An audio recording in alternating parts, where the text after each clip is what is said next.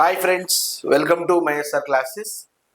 So మనం total free modern history క్లాసెస్ని provide చేస్తూ ఉన్నాం. ముందుగా ఇంట్రడక్షన్ క్లాస్ చూద్దాం, అంటే చాప్టరైజేషన్ ఏంటో చూద్దాం. ఈ మోడర్న్ హిస్టరీలో ఏ ఏ చాప్టర్స్ ఉంటాయో ఒకసారి చూసుకొని తర్వాత వన్ బై వన్ మనం ఒక్కొక్క చాప్టర్ని ఎలాబరేట్గా డిస్కస్ చేద్దాం. So modern Indian history, total history మొత్తం కూడా 3 పార్ట్స్ ఉంటుంది. ఒకటవ పార్ట్ వచ్చేసేమో ఏన్షియంట్, రెండవ పార్ట్ వచ్చేసేమో మిడీవల్, మూడవ పార్ట్ వచ్చేసేమో మోడర్న్.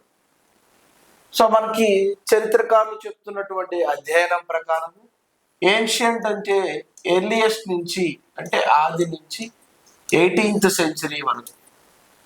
మిడీవల్ అంటే 8th సెంచరీ నుంచి ఎగ్జాక్ట్గా 18th సెంచరీ వరకు, అంటే దాదాపు 1000 సంవత్సరాలు. మోడర్న్ హిస్టరీ అంటేనేమో 18th సెంచరీ నుంచి 20th సెంచరీ వరకు. సో ముందుగా మనము మోడర్న్ హిస్టరీని డిస్కస్ చేద్దాం, ఎందుకంటే ప్రతిదీ జనరల్ స్టడీస్లో, ఏ జనరల్ స్టడీస్లో పేపర్ ఓపెన్ చేసినా కానీ సో ఖచ్చితంగా మోడర్న్ హిస్టరీ చాలా చాలా కీలకంగా ఉంది కాబట్టి ముందు ఆ క్లాసులు మనం ప్రొవైడ్ చేస్తూ ఉన్నాం. ఓకేనా? సో మోడర్న్ హిస్టరీ వచ్చేసి మనకి 18th సెంచరీ నుంచి 20th సెంచరీ వరకు ఒక 200 సంవత్సరాల పాటు మోడర్న్ హిస్టరీ ఉంటుంది. భారతదేశంలో ఏన్షియంట్ అంటే మానవ ఆవిర్భావము, సింధు నాగరికత ఇటువంటివి ఉంటే, మిడీవల్లో ముస్లిం పరిపాలన, ముస్లిం టెర్మినాలజీ మనకి ఎంటర్ అవుతూ ఉంటుంది. బట్ మోడర్న్కి వచ్చేసరికి భారతదేశంలోకి వేరే ఐరోపా నుంచి కొంతమంది వర్తకులు రావడం వల్ల మిళితమయ్యి ఇక్కడ మోడర్న్ హిస్టరీ మొత్తం కూడా చాలా గందరగోళంగా మారుతూ ఉంటుంది.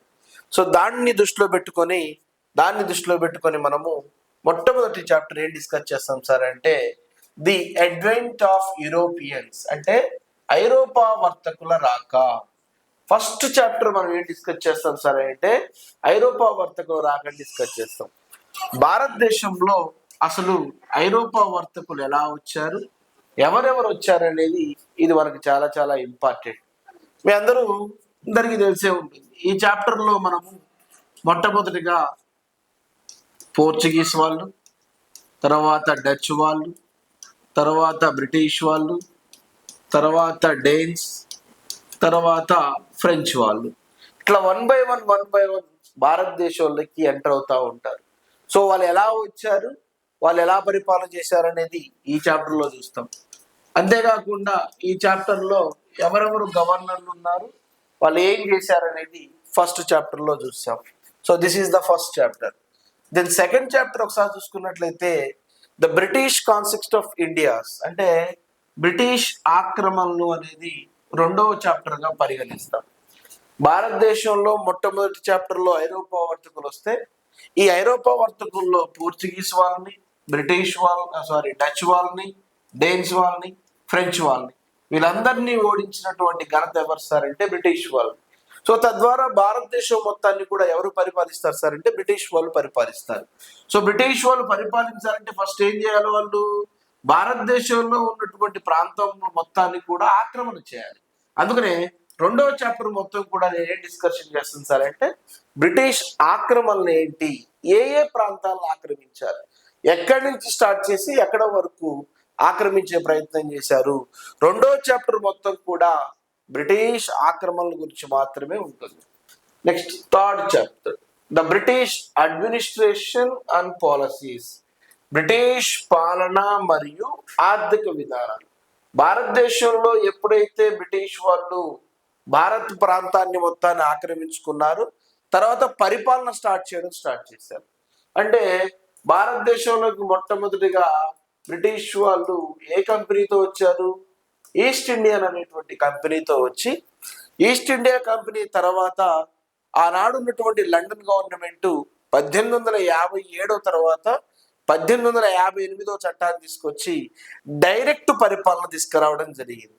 సో భారతదేశంలో బ్రిటిష్ యొక్క పరిపాలన ఎలా జరిగింది, వాళ్ళ యొక్క ఎకానమీ సిస్టమ్, అడ్మినిస్ట్రేషన్తో పాటు వాళ్ళ యొక్క పాలసీస్ ఏంటి, ఏ రకమైనటువంటి పరిపాలన భారతదేశంలోకి అందించారు, ఏ రకమైన చట్టాలను తీసుకొచ్చారు, ఎటువంటి పన్నులు విధించారు అనేది మనము థర్డ్ చాప్టర్లో డిస్కస్ చేస్తాం.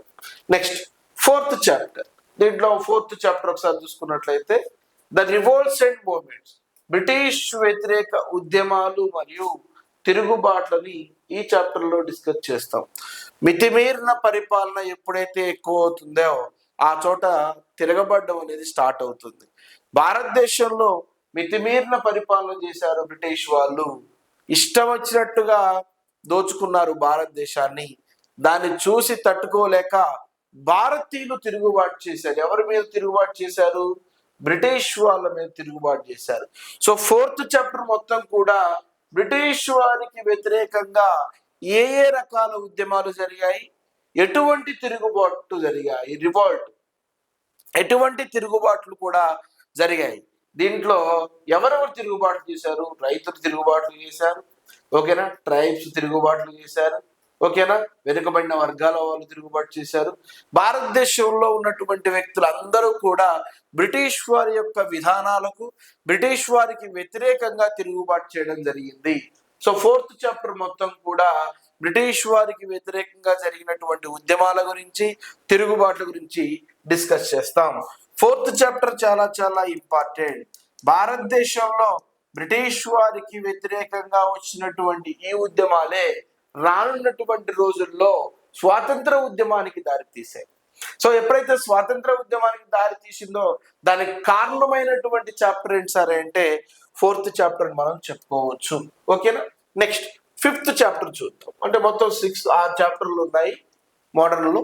5th చాప్టర్ ఏంటి? సోషియో రిలీజియస్ రిఫార్మ్స్ మూవ్మెంట్, సామాజిక మత సంస్కరణోద్యమాలు.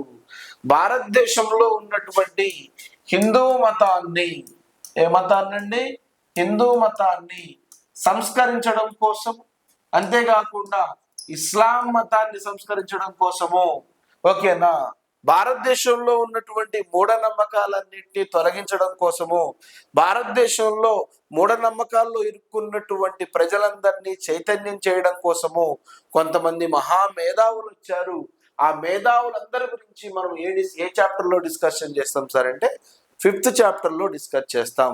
సో కాబట్టి మై డియర్స్, సామాజిక మత సంస్కరణ ఉద్యమంలోనే స్వామి దయానంద సరస్వతి గురించి డిస్కస్ చేస్తాం, రాజా రామ్మోహన్ రాయ్ గురించి డిస్కస్ చేస్తాం, ఓకేనా.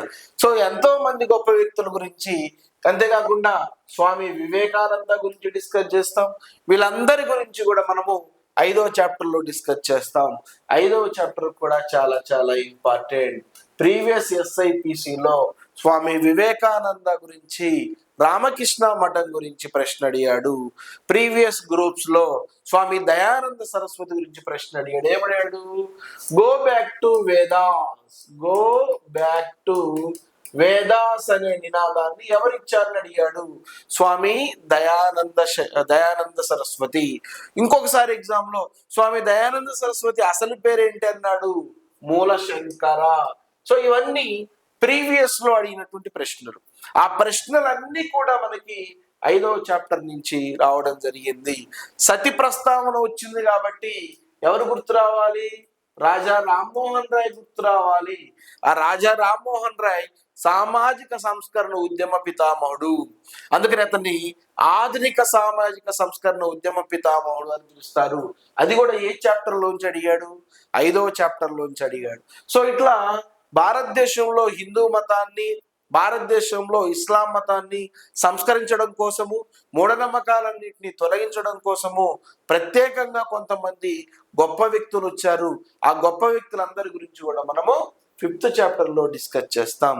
దెన్ లాస్ట్ చాప్టర్, మోడర్న్ హిస్టరీలో మనము లాస్ట్ చాప్టర్ అత్యంత కీలకమైన చాప్టర్. నీకు RRBకి పోయినా, NTPC ఎగ్జామ్కి వెళ్ళినా, స్టేట్ గవర్నమెంట్ కానీ, ఇటు TGPSC కానివ్వండి, APPSC కానివ్వండి, UPSC ప్రిలిమ్స్ లో కానివ్వండి, ఎక్కడి నుంచైనా డెఫినెట్ గా ప్రశ్న వస్తుంది అంటే ఈ 6వ చాప్టర్ నుంచే వస్తుంది. దీన్నే మనం ఏమని పిలుస్తాం సార్ అంటే నేషనల్ మూవ్మెంట్ అని పిలుస్తాము. దీన్నే మనం జాతీయ ఉద్యమము అని పిలుస్తాము. భారతదేశంలో దేశ స్వాతంత్రం కోసం వచ్చినటువంటి మూమెంట్ నే నేషనల్ మూమెంట్ అంటాము. నేషనల్ మూమెంట్ మొత్తం మనకి ఎన్ని రకాలుగా జరుగుతూ ఉంటుంది? 3 రకాలుగా జరిగింది. ఎవరెవరు ఆధ్వర్యంలో? మితవాదుల ఆధ్వర్యంలో ఒకసారి జరిగింది, అతివాదుల ఆధ్వర్యంలో ఒకసారి జరిగింది, గాంధీ యుగంలో ఒకసారి మనకి జరిగింది. చిట్ట చివరిగా గాంధీ యుగంలో 1947లో మనకి ఈ దేశానికి స్వతంత్రం రావడం జరిగింది. సో ఎలా అసలు మితవాదులు ఎవరు, అతివాదులు ఎవరు, గాంధీ యుగంలో గాంధీ చేపట్టినటువంటి కార్యక్రమాలు ఏంటి, చంపారణ్ ఏంటి, గాంధీజీ దక్షిణాఫ్రికాకి ఎందుకు వెళ్ళాడు, పూనా ఒడంపికాకి ఏంటి, రౌండ్ టేబుల్ సమావేశాలు మొత్తం ఎన్ని జరిగాయి, ఎక్కడెక్కడ జరిగాయి, వీటన్నిటి గురించి కూడా నేషనల్ మూవ్మెంట్ అనేటువంటి చాప్టర్ లో డిస్కస్ చేస్తాం. అంతేకాకుండా దీంట్లో నెంబర్ ఆఫ్ టైమ్స్ ఎవరి గురించి అడిగాడు సార్ అంటే భగత్ సింగ్ గురించి అడిగాడు, అంతేకాకుండా సుభాష్ చంద్రబోస్ గురించి అడిగాడు. సో వీళ్ళ గురించి కూడా మనము 6వ చాప్టర్ లో ఎలాబొరేట్ గా డిస్కస్ చేయడం జరుగుతూ ఉంటుంది. సో ఈ 6 చాప్టర్లు మోడర్న్ ఇండియన్ హిస్టరీకి సంబంధించినటువంటివి. ఈ 6 చాప్టర్లు కూడా మనం కంప్లీట్ చేస్తే మోడర్న్ హిస్టరీ క్లాసెస్ సంబంధించినవి. సో ఈ చాప్టర్లన్నిటినీ కూడా మనం డే బై డే మనము మన క్లాసెస్ లో మన మహేష్ సార్ క్లాసెస్ యూట్యూబ్ ఛానల్లో అప్లోడ్ చేస్తాం. ఎవరు మిస్ చేయొద్దు, ఎందుకంటే నోటిఫికేషన్ వచ్చింది కాబట్టి దీనికి సంబంధించిన పూర్తి ఇన్ఫర్మేషన్ మీరు తెలుసుకోవడమే కాదు, షార్ట్ నోట్స్ రాసుకోండి. క్లాస్ చెప్పేటప్పుడు మోస్ట్ ఇంపార్టెంట్ షార్ట్ నోట్స్ రాసుకోండి. అంతేకాకుండా మీ యొక్క ఫ్రెండ్స్కి వీటన్నిటిని కూడా ఫార్వర్డ్ చేయండి, లైక్ చేయండి, ఓకేనా, సబ్స్క్రైబ్ చేయండి. దీనికి సంబంధించినటువంటి ప్రీవియస్ క్వశ్చన్స్ కానీ దీనికి సంబంధించినటువంటి క్వశ్చన్ ఆఫ్ ది డే కానీ ఆల్రెడీ మన ఛానల్లో డైలీ ఒక క్లాసు, డైలీ ఒక క్వశ్చన్ మనం ఎక్స్ప్లెయిన్ చేస్తూనే ఉన్నాము. వాటిని కూడా చూడండి. రానున్న రోజుల్లో ఉద్యోగం మీదే అవుతుంది. ఓకేనా. సో కాబట్టి ఈ మోడర్న్ హిస్టరీలో టోటల్ 6 చాప్టర్స్ని ఒకసారి మనం ఇండెక్స్ గా భావించి చాప్టరైజేషన్ చూద్దాం. ఓకేనా. రేపటి క్లాస్లో మనం 1 by 1 క్లాసెస్ని డిస్కస్ చేద్దాం. Thank you.